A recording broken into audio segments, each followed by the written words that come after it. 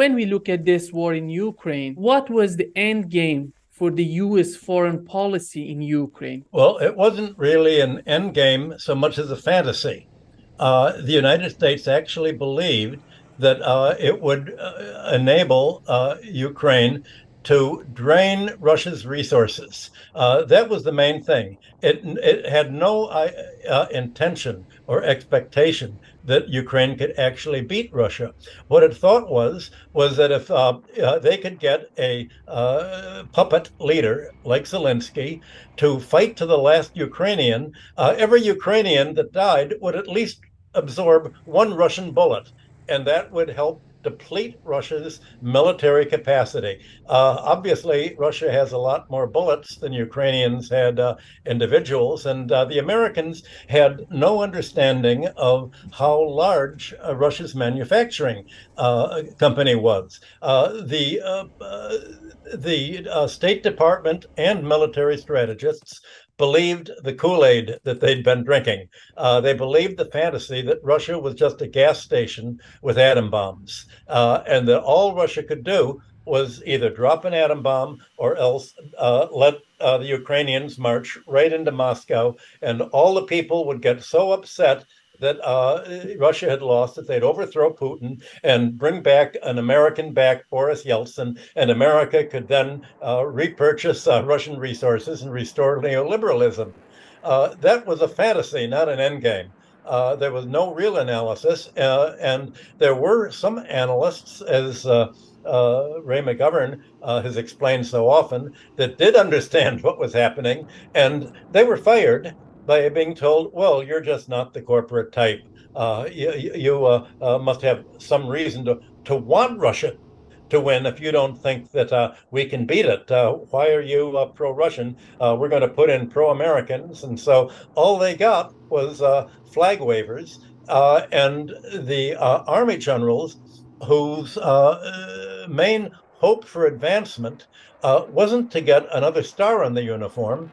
It was to go on the board of directors of Raytheon and the military industrial complex and have make real money by being on the board. So the whole way in which the dynamics were centered were not having much to do with the real military situation at all.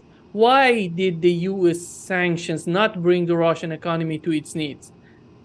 That really wasn't the purpose of the sanctions. The war in Ukraine wasn't a war against Russia. It was a war against NATO. It was the United States had a nightmare, and that was that Germany, other European countries, were going to see their road to prosperity to lie with increasing trade and investment with Russia. The Germans had an ideal that they're going to export their automobiles, their industry, their washing machines and consumer goods to Russia at high value added industrial prices. And in exchange, Russia would get the money to buy these German exports by selling oil and gas at a very low price to Germany. And it was a circular flow of raw materials and industrial goods. And that would make Europe increasingly prosperous, but its prosperity would be shared with Russia and Eurasia, along with China, and leave the United States behind. And so the sanctions against Russia were America's attempt to say, we're going to make an iron curtain. And this iron curtain is to prevent you from making money with Russia. If you're going to trade, it has to be with us. So instead of buying Russian natural gas and oil, you will be dependent on American liquefied natural gas at 3 times the price. You will have to spend $5 billion making ports large enough to accept the container ships with the liquefied natural gas. We will have the power to turn off your gas at any point in case you ever wanted to vote socialist. We can get complete control over you. This was the sanctions against Russia were to draw a rope around Europe to tie it into dependency on the United States economy. That was the aim. And the effect, of course, was indeed to bring the German industrialization to an end. Because without Russian gas and dependent on American gas, Russian industry was simply not competitive with other industries. So it had lost. And the Eurozone was brought to its knees because if you look at the balance of payments of Europe, the balance of payments was largely supported by German exports and industrial exports. And one of the reasons that Germany was so interested in joining the Eurozone was without having your currency tied to the French, Italian, Dutch, and other economies, the German mark would have gone up just as the Swiss franc has gone up, and that would have priced German exports out of the market. But by being tied to the rest of Europe, you had Southern Europe running a balance of payments deficit that was keeping the euro's exchange rate low enough so that Germany was not priced out of the market as it ran a big trade and investment surplus. So the effect was all of a sudden denying Germany from the source of energy, and energy is really the source of labor productivity. Well, that prevented Germany from running a surplus, and that means that the European balance of payments was drained in the process. And now you're going to have a weakening European euro, and more of a problem is going to be coming up. Well, the effect on your question really was, what's the effect on Russia? Sanctions against any country have almost always backfire, because the effect of sanctions is very much like creating protective tariffs for the country. When America told the Baltics, stop exporting your cheese and your food, your grain crops to Russia, what did Russia do?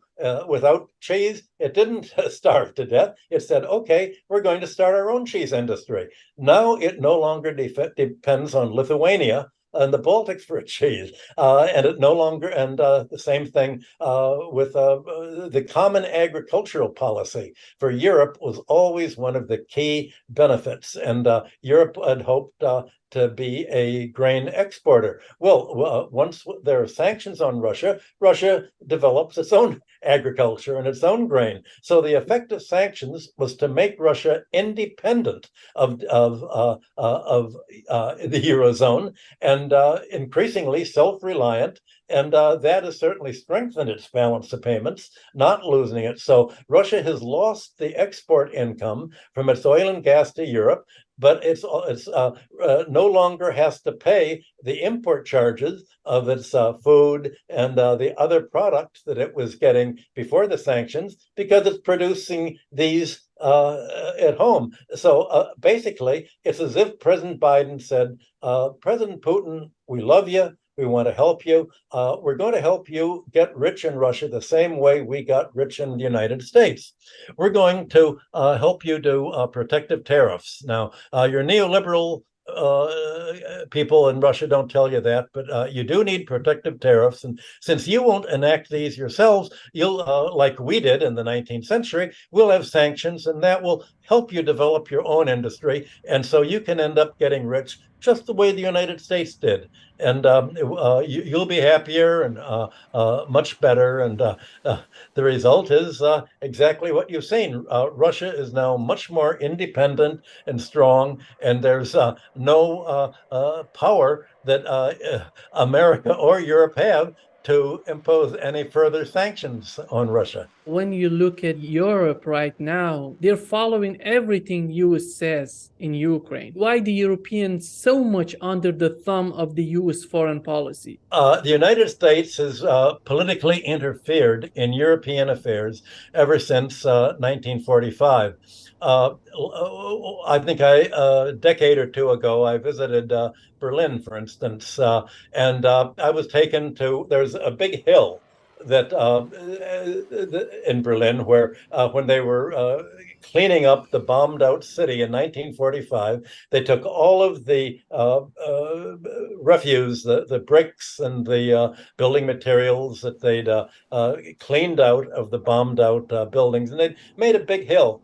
And on the top of the big hill, there were U.S. communications spy satellites, spy offices. And you remember maybe a decade ago, turned out the Americans were listening to Angela Merkel's phone calls. The Americans were tapping the phones of every leading European politician. And also, the Americans had scouts, the National Endowment for Democracy, meaning an endowment for neoliberal oligarchy, were looking for people like Miss von der Leyen or Angelina Baerbock. And they were looking for people who had the promise of being opportunistic, very clever, and the right to essentially throw their career in line with helping the United States. So the United States set up throughout Europe many non-governmental organizations. And these organizations were basically talent scouts. They were looking for promising, entrepreneurial, ambitious, opportunistic business people and politicians, and they would find the people who were most willing to buy the U.S.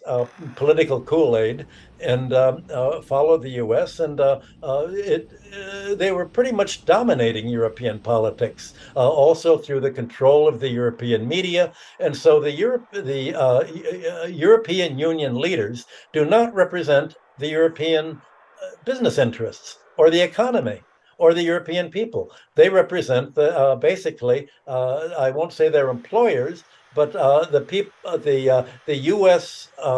Foundations and government that have been promoting their careers all these decades. And I've been told by U.S. Treasury officials that the U.S. can always get what it wants from Europe, because the fact is the Europeans are probably the most corrupt politicians in the world. I'm sorry, India, Pakistan, Europe outdoes you, according to the U.S. Yeah, they sell out cheaper. And the U.S. says all we need is envelopes with $100 bills, and we have the policy. So the European policy is really designed in the United States and put in the hands of the European proconsuls.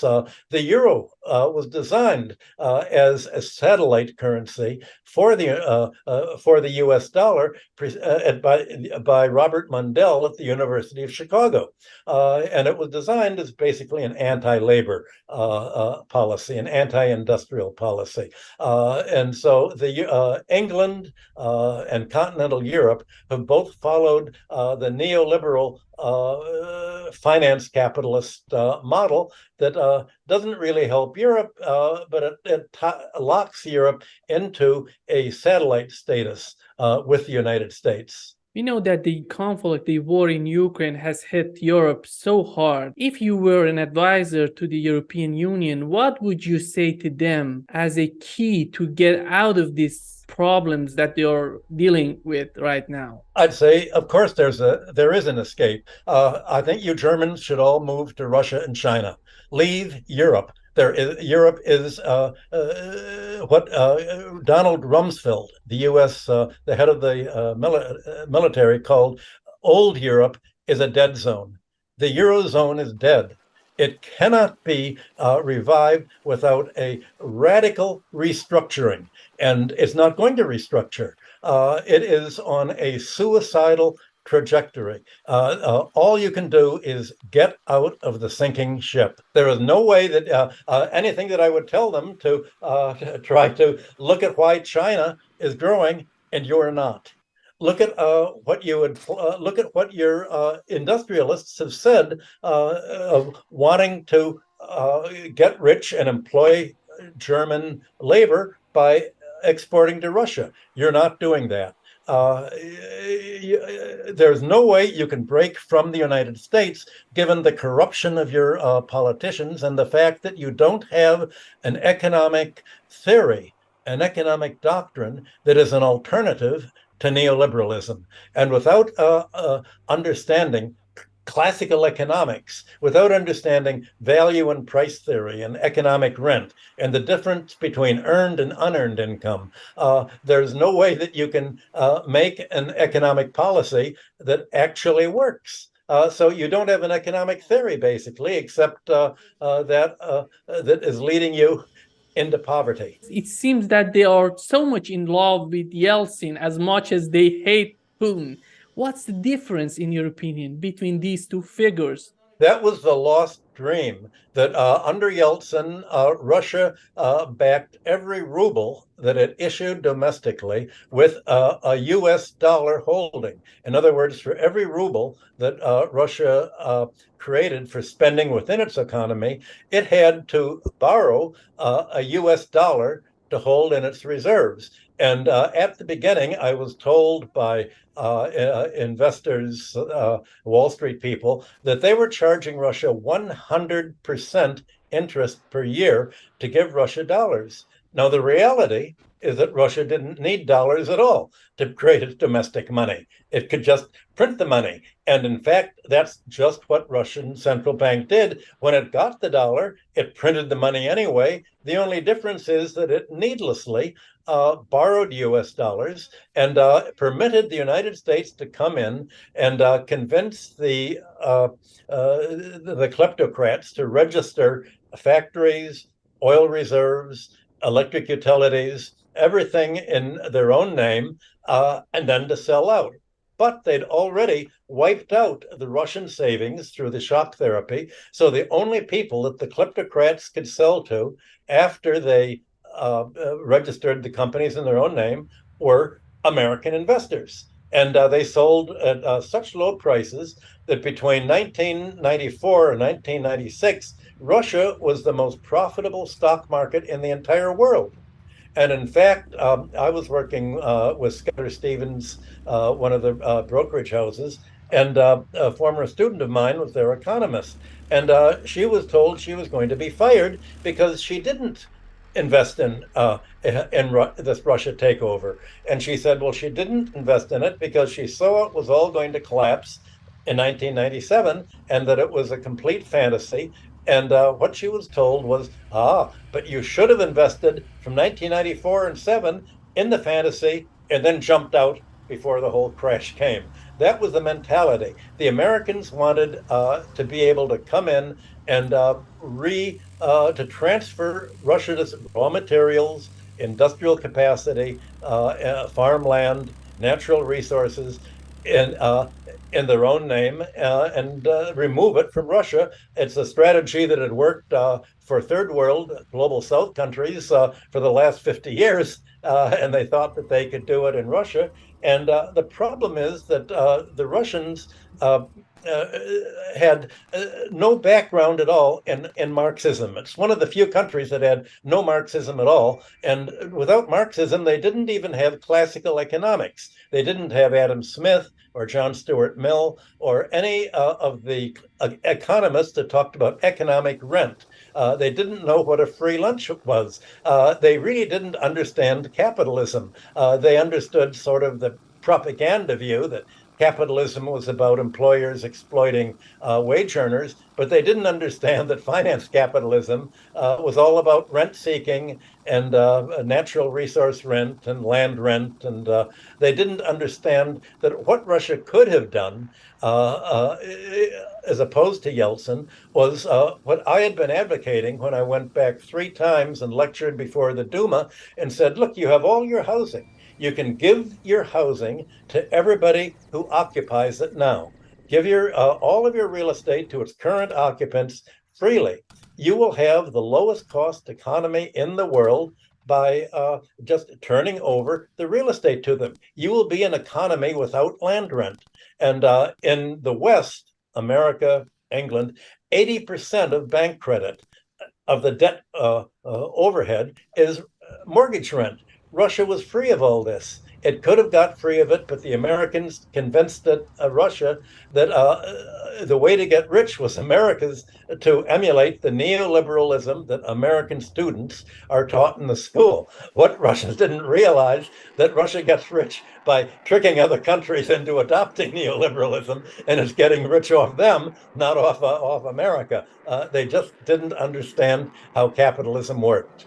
The reason behind these endless wars we are witnessing in Iraq, Afghanistan, Libya, Syria, Ukraine, now in Israel, ongoing conflict, on and on, is that related to military industrial, as Ray McGovern calls it, Mickey Matt, military industrial congressional media think tank?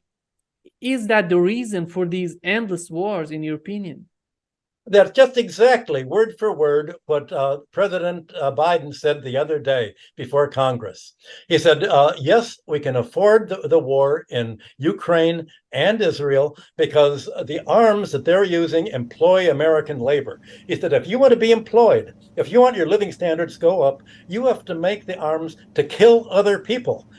You will get rich and be able to afford to pay rising rents and afford to pay your credit cards and afford to pay for your automobile loans by producing arms that we can tell other countries, fight to the last Ukrainian, fight to the last Israeli as the war spreads, fight to the last Taiwanese if we can convince Taiwan to go to war with China. That's exactly what you don't need. Ray McGovern, who I have a great admiration for, I listen to say it because he's considered to be a critic. Just look at what President Biden said. His argument is just exactly that. We're at war for the military because that's all that we can produce now. We can't compete industrially. We can't compete in technology. The one thing we can compete is the ability we can sell arms to have you people fight each other instead of joining together and making an alternative to the kind of world that we have planned for you.